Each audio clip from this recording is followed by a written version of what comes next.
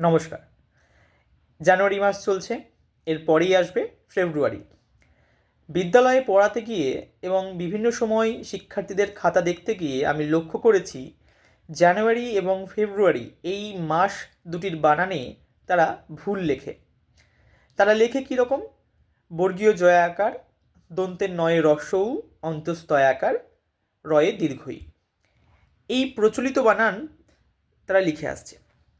আসলে মনে রাখতে হবে প্রচলিত মানেই সেটা ঠিক নয়। তাহলে জানুয়ারি এই বানানটির শুদ্ধ বানান কী হবে? শুদ্ধ বানান হবে বর্গীয় জয়াকার, দন্তের নয়ে রস্যু, অন্তস্তয়াকার, রয়ে রস্যই। অনুরূপভাবেই ফেব্রুয়ারি বানানেও তারা রয়ে দীর্ঘই লেখে, কিন্তু শুদ্ধ বানানে কিন্তু রয়ে রস্যই। নিয়মটা কেন? দীর্ঘই কেন লিখব না, কেন রস্যই লিখব?